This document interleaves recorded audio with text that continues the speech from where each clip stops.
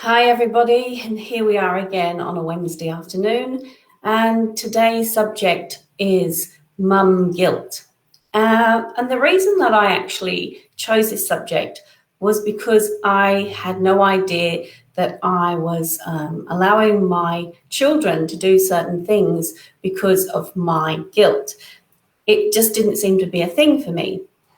But as I've been learning more about myself and about the subconscious mind, I've learned that mum guilt is a huge deal. So let's think about some of the things we're going to talk about today. So why do we have mum guilt? And the reason is because of our belief system, number one. Number two is because we often need to be needed as a mother. And when the children start to grow up and start to become teens, they have their own ideas and they want to do the things they want to do and not the things we want to do. But we really need to be needed, and so therefore we make it so that they can't make their own decisions. Number three is because we like to take control. A lot of the time it's because our teens are doing things that are, I suppose, not good for them, or they're not doing something that we want them to do to be good citizens. So therefore we want to take control, and instead of just, I suppose, leading the way, we tend to push and they feel judged. Another thing is because we find solutions for them. It's hard for teens sometimes to come up with solutions to problems and to take responsibility. But if we actually are finding solutions for them and we're taking the responsibility away from them, then we're really doing them no favours. We're just making ourselves feel better. So I'm Benetta Wainman, and I'm a hypnotherapist. And why I'm talking about these things is because my teenager had terrible anxiety, which led to depression, which led to many things going wrong in our lives. And so I'm just trying to help any mothers out there and any teenagers to overcome anxiety, depression, and the things that lead us down to, I suppose, bad places in our lives. And that's both for mums and our children, because if something's wrong with our teenager and they're showing the signs that they're not coping well, then life can become extremely disruptive in our household. It becomes as though it's, the harmony and the calm just flies out the window every time something goes wrong. So I'm here to help you to not only find solutions, but also to realize why things are happening and to help both you and your teen get through these very difficult stages in life sometimes. So let's have a think about our needs and the needs of our teenagers. The needs of our teenagers. First of all, they need reassurance and guidance, so that things are going well. And I've got something that's come across here. Do you come across parents who feel guilt because their child doesn't turn out the way that they should? Exactly, yes.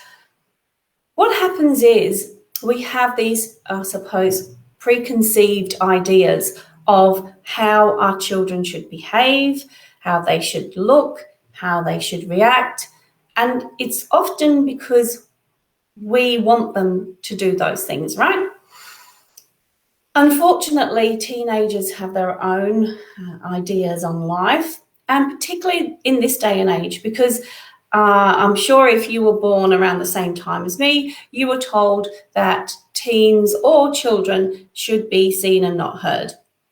They shouldn't have opinions on things. They should just do as they were told. However, of course, we are now living in the 21st century, and that really is something that doesn't happen very often these days. Teenagers do want to be seen and do want to be heard, and they have a lot to say for themselves quite often. Some of those things we don't like. As parents and as the adults in their life, we expect certain things to happen. And when they don't, then we get into arguments. And there's quite a lot of, I suppose, unrest and unharmony in the household. Quite often this, this can continue unless we see that sometimes our children just want to be who they are. So I'm just going to go through a couple of things which, as I said, they need reassurance. They also need some strategies to follow when things aren't going so well. Because when things are going well, then of course we don't need to help them to change. However, if the strategy isn't working for them, maybe we actually say, this strategy that you're using, how is that helping you? And if it's not helping you, how do you actually change that strategy to be more helpful in your life? I'm just thinking about my own story and about how my son was such a good boy and always did the right thing until something came along to change the way he felt, that people left in his life, which he was really upset about, and didn't know how to deal with those things. Mainly because they'd always been there, he'd always been sociable. And when things changed, he really didn't know how to deal with it. I suppose that I actually tried to deal with it for him. In fact, I know I did. I tried to bring friends back to the family home. I tried to get him to go out more, even though he felt as though he wasn't able to do so. It was really difficult because, I thought he was that same person, even though he had had something very difficult happen in his life. I still felt, to me, he was the same person. However, talking to him long after the event, he was saying that he wasn't the same person. He didn't have the same outlook on life. He had to readjust many things in his life. And so for him, it was extremely difficult. One of the things that surprised me a lot was one day when we were talking about, I suppose, self-hygiene and the way he looked, he said, I want people to recognize how difficult things are for me and how difficult I'm finding them. And the way I look should represent how I'm feeling inside. This was a big insight to me because I didn't see it that way at all. I saw it more as rebellion towards me, and that every time I mentioned, sort of either showering or doing his hair or all the other things, that he was rebelling against me. And so I took it extremely personally. However, when I sat down and talked quite calmly with him about it, it was not that at all. It was that he was feeling depressed, and he was feeling as though he couldn't care for himself, or he didn't feel as though anybody would notice him if he was well dressed, well groomed, and that people wouldn't realize that he was, I suppose, dealing with his mental health. So you see, it's different for different people. And when we think about trying to understand them, if we're not asking questions and if we're not sitting calmly, then of course we might not get the right answer. And that's why sometimes seeing a therapist is a really good idea, because quite often the child won't tell the parent what's going on because it's upsetting. And for me, he knew that I was very upset with him when he, I suppose, looked disheveled, and I felt it was something that people would judge me for. So it was quite an eye-opener for me to be able to see the thing. So sitting down and actually talking calmly is one of the most, I suppose, enlightening experiences of my life.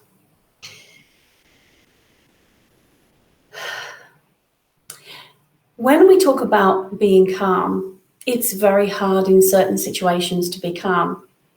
That's why I'd love to offer you just 5 minutes or 10 minutes of calm by listening to a download that I offer you free today.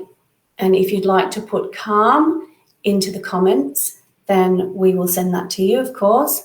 And if you'd like the notes from today, because there's quite a lot of content in the notes that might resonate with you, then please write notes in the comments. And anybody who you'd like to share this with, or you'd like to tell them about how we're talking about definitely different things concerning our teens, then please, that would be wonderful. I would love that. So let's talk more about how also we can look at things in a different way. So we've talked about reassurance, we've talked about strategies, and then how to find solutions. Our teens are still growing their solutions part of their brain. So therefore, they aren't always in touch with themselves or the things they do unless we actually say, okay, let's sit down together and see if you can find a solution for what has happened. The solution might be, okay, I'd like to go and see a therapist. Or the solution might be, I'd love to have friends, but I don't know how. Or the solution might be, let's talk to the school, or let's spend more time together. Because one of the things that I find with our teens is that they are torn. They want more time with us, but they also don't want to be seen with us, which is really crazy stuff, but that's how their minds are working. And they're trying to work out, are they adults or are they still children? Can they still be sort of like with us and have good times, or are they actually like going out on their own? And I've got a question here. Steph says, thanks for sharing. I'm all about sharing, Steph. Absolutely, because we're in this together, right? Anyone who has children or has had this happen to them, really, we need to stick together and we need to be sharing these things so that we can help whoever, because I really never want anyone to go through this process alone like I did.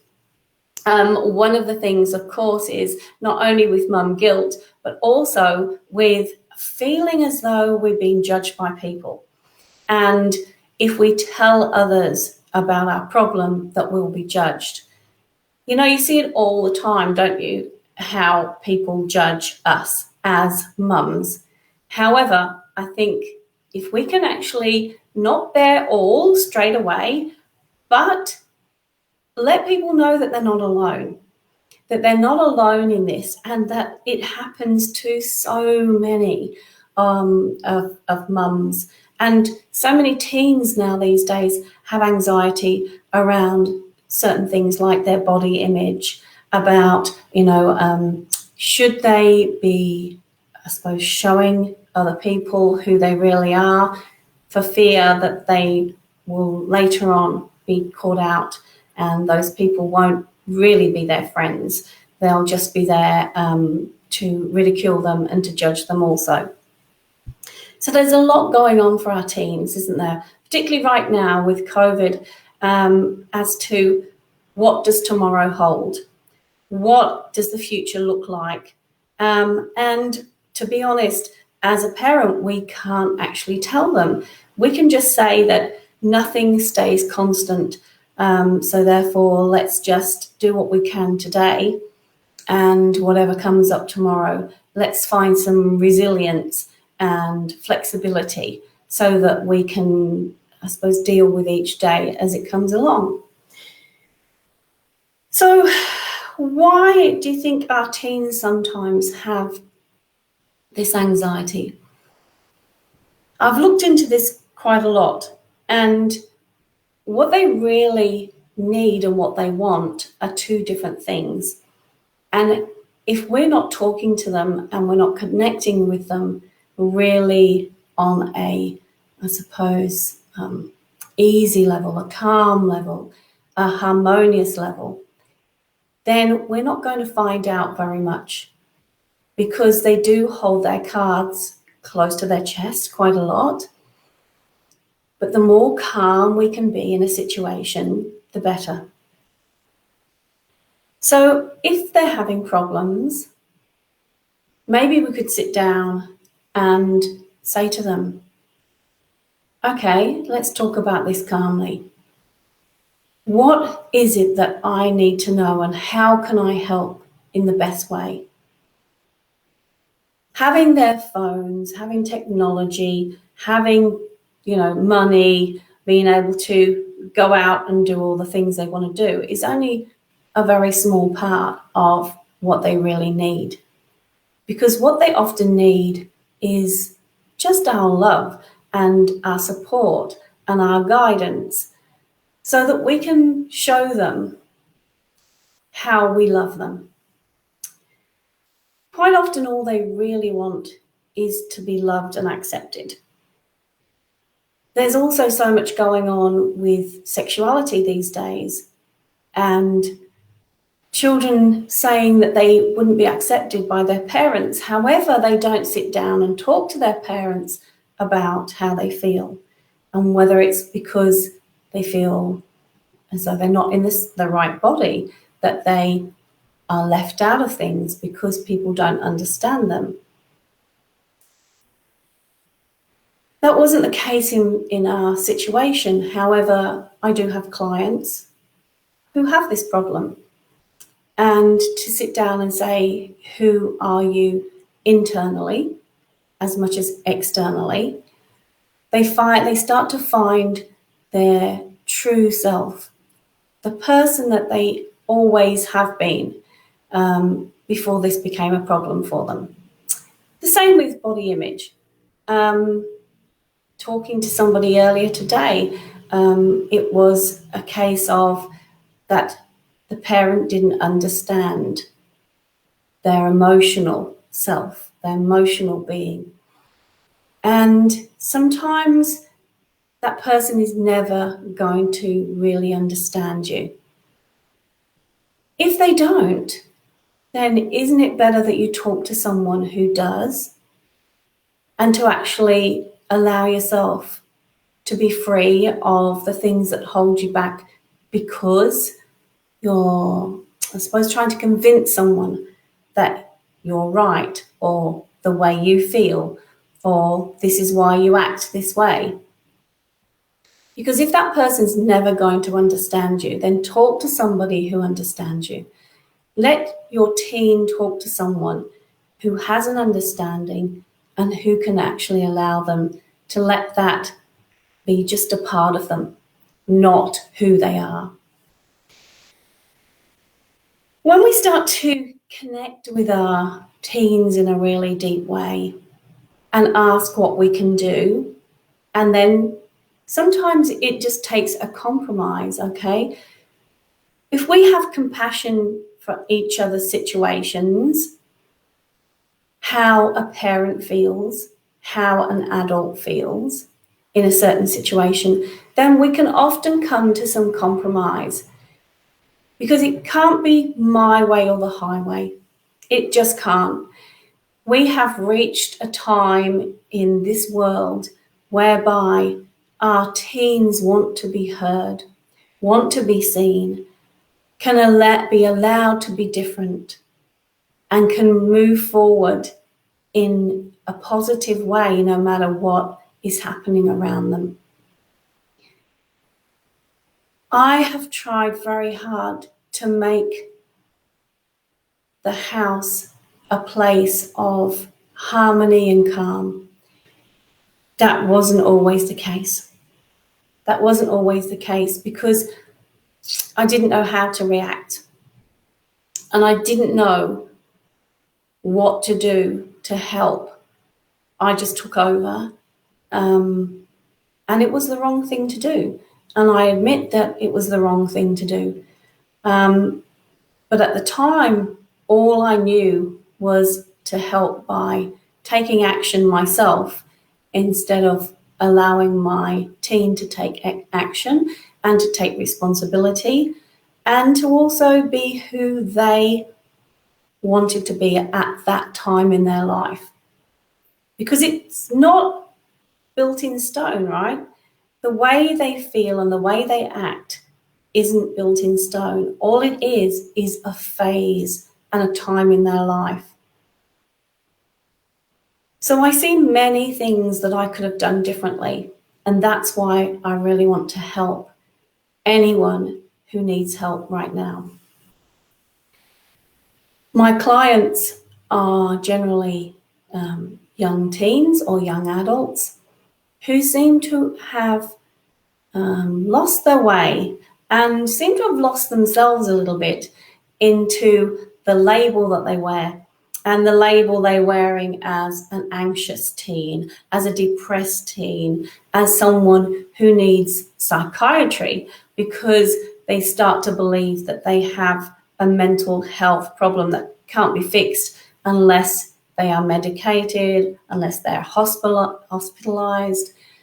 However, if you actually have a program whereby they start to understand themselves, start to be more calm, start to realize that that label is just a label that they're wearing for the moment, for this moment in time, then they can start to realize that they can move forward. Leaving that label behind was the biggest breakthrough ever. Being able to say that's how you were right then at that time. This is how you were because these things were happening around you and to you, and you couldn't control them. That is the biggest breakthrough for most of my teens, is that they can realize that this is a moment in time. This label that you've been given is because this has happened, and this has happened. It's a circular response from thoughts to emotions to bodily reaction.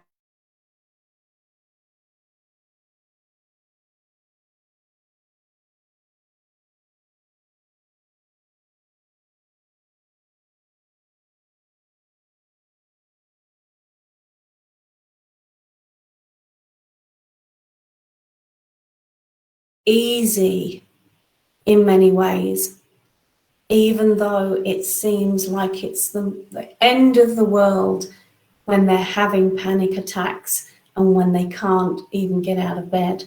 However, once they understand themselves and their whole bodily and mind reactions, and that their parents learn the techniques on how to help and how to sit down and be relaxed around them, magical things happen.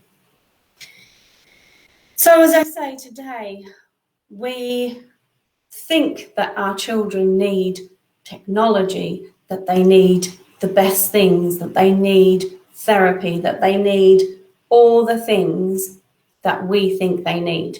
However, if we sit down calmly and talk to them, we may find that that's not the case, that they actually know what they need. Yes, I'm just reading a post here, and it says, that it can be the saddest and I suppose, the most difficult thing in life if you have a teen who at one stage was an amazing social person, and that all of a sudden they become anxious about absolutely everything and start having panic attacks. And it's the most difficult thing that I've ever had to deal with as a parent. So I really feel for you.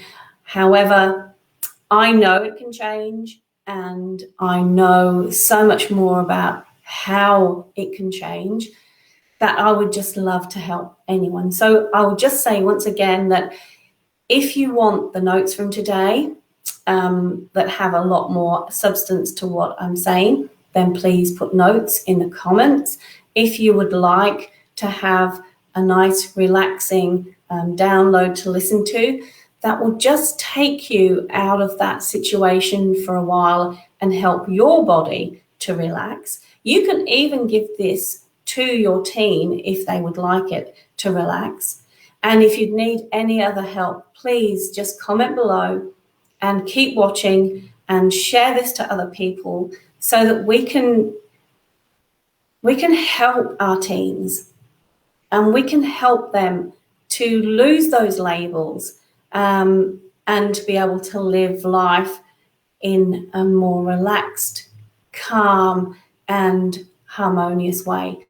So let's see if we can actually do that for our teens and our mums, because once we start seeing that the mum guilt can disappear and that we're already good mums, because if you're watching this, or if you're concerned, or if you're trying to find solutions for your teen, then you are already a good mum.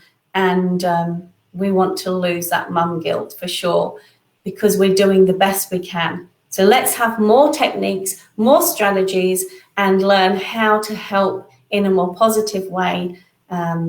And then we'll be even better mums, right? Okay, well, that's all that I'm going to say for today. And please just keep sharing, just keep watching. And next week, we're going to be talking about the drama triangle. And that's so important to learn not only about the drama triangle and to know whether you're already in it, which you possibly are, because I was, but also how to break away and to move forward. So please watch next week as we talk about the drama triangle, and I'll see you then. Bye for now.